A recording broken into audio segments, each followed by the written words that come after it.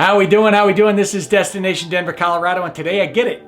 You've made the decision. You're getting ready to make the big move to Denver and you have your eyes set on Aurora. Well, I'm here to give you the pros and cons to living in Aurora, Colorado in 2022, starting right now.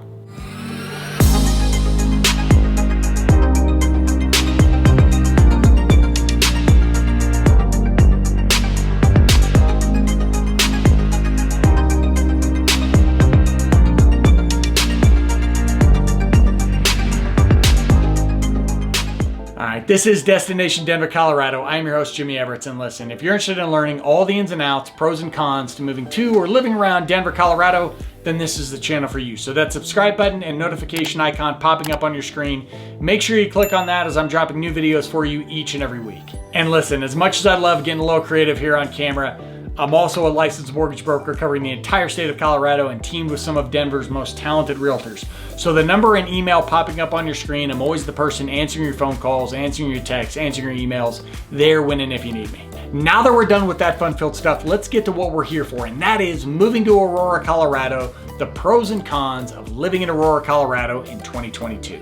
All right, so listen, you can Google stats about Aurora, and that's not really what this conversation is about. This conversation is about what do people like and dislike and deal with when living in Aurora, coming from friends, colleagues, clients, people who live in the city, people who grew up there, people who have seen it evolve. So our first pro about Aurora, and something that drives a lot of traffic that way, is its affordability as far as not just your cost of living, but your housing, your different options. When you look at Aurora, now listen, there are going to be sections of Aurora that are pricey. Newer construction areas, maybe property taxes are higher, maybe the price of homes are higher, rent's higher.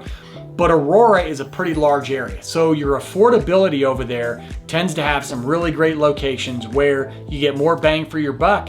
A great place for people first moving into the state who just need a nice foundation, a place where they can start living in Denver. And that's one of the biggest draws about people going to Aurora, is that affordability. Now, part of what drives that affordability, and I started to touch on it, is our first con. That is the fact that Aurora is massive. So when we talk about Aurora, we're not talking about just some small town that is affordable or not affordable. We're talking about a pretty massive area. Aurora has more land mass than Denver itself. So with that, certain areas are going to be more affordable than others. Certain areas are going to be filled with new developments. The cost might be higher. You also need to keep in mind that because it is so massive, you might be closer or farther from Denver. Aurora and Denver butt up to each other, but you could be in an area of Aurora where you have to drive all the way across town to get to the city. So that size of Aurora, all of its opportunities, leads us to our next two pros. So our second pro overall is its livability and its options there.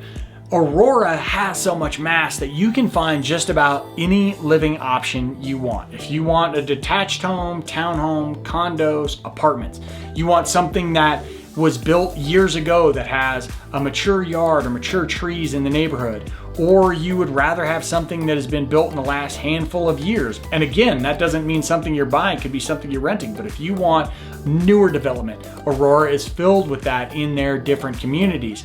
There's so much area out in Aurora that Denver has had a chance to evolve into Aurora. They've had a chance to think out these communities.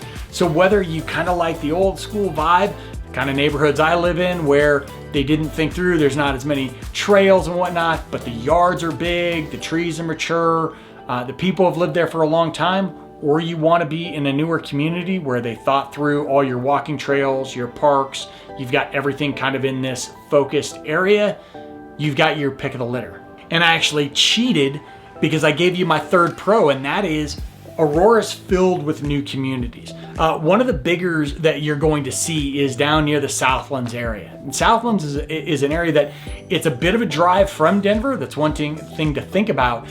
But it's got a huge Southlands Mall, which is an outdoor walking theater. It's a walking mall, has a theater in it, has a lot of shops, restaurants, bars, kind of a one-stop shop, if you will, for just about everything you need. Probably has like 8 coffee shops in it, and that's all I live off of is coffee. And around Southlands, you got these developments like South Shore is one of my absolute favorites. Aurora Reservoir is out there. Aurora Reservoir is one of my favorite spots, I should say. But Aurora Reservoir, because it doesn't allow motors on it, so it's great for paddle boarding, swimming, getting out there on your sailboat.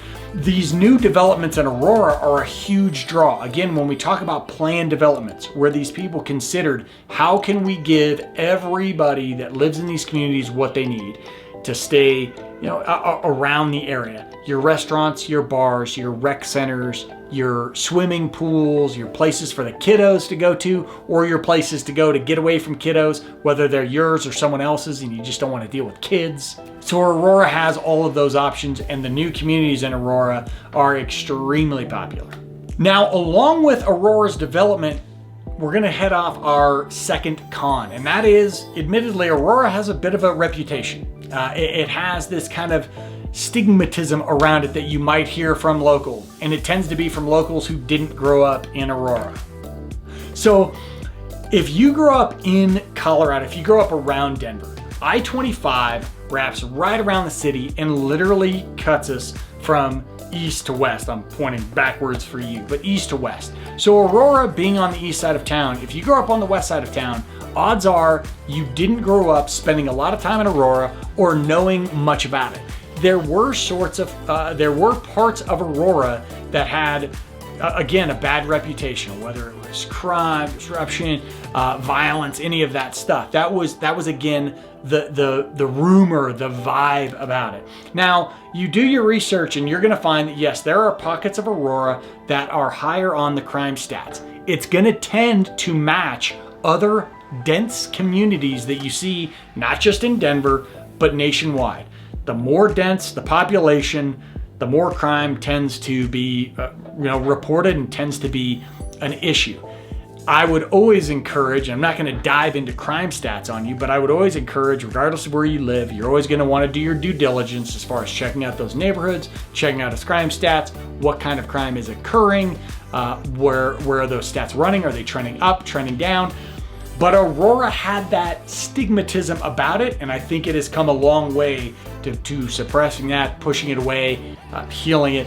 There's obviously a lot of places in Aurora that are pristine, very family friendly, very walkable. They give you all that abundance and energy that you want.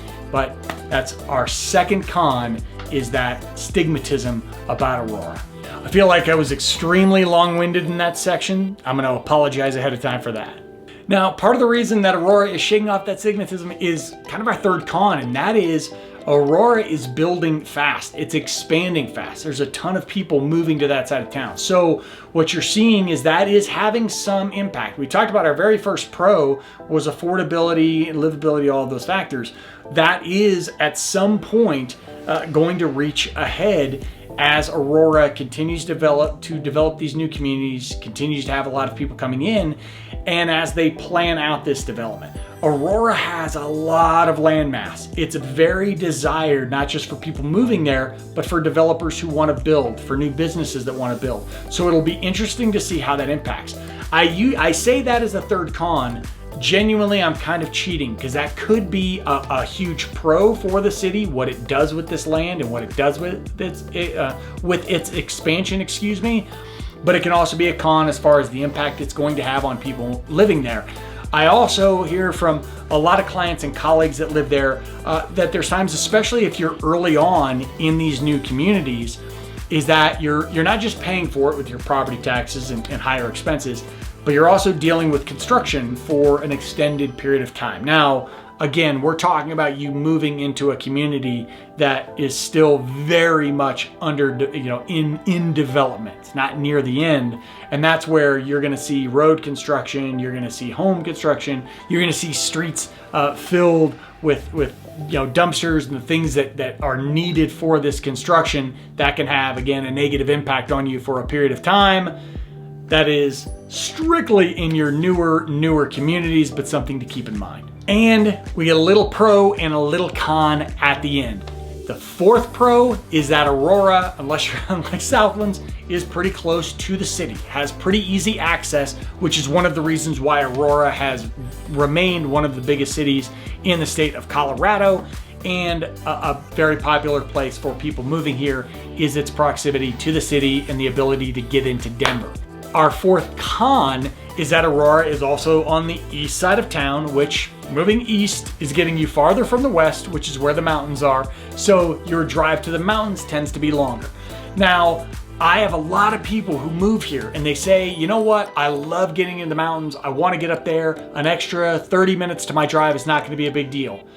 And for some, it's not, but I have a lot of people who call me after the fact and they say, man, I really enjoy the mountains. I'm too far from them. That extra 30 to 45 minutes on my drive impacts my ability to get up to the mountains as much as I want.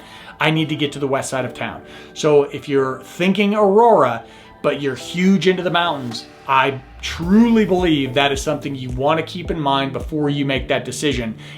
And again, we talk about how big Aurora is. There are certain parts of Aurora where your access to the mountains is going to be pretty easy, and certain parts of Aurora where it's going to add that 30 to 45 minutes to your drive. That is something to keep in mind as you make that decision. But listen, I told you there is a reason why Aurora remains one of the biggest as far as population cities in all of Colorado, and that is because of all the pros going for it, and hopefully we can overcome some of those cons. You want to discuss that a little more in depth? That's a perfect opportunity to give me a call. That number and email popping up on your screen. I'm always the person answering your phone calls, answering your texts, answering your emails, there when and if you need me. This is Destination Denver, Colorado. I am your host, Jimmy Everetts. That was moving to Aurora, Colorado, pros and cons of Aurora, Colorado in 2022. Until I see you next time, peace.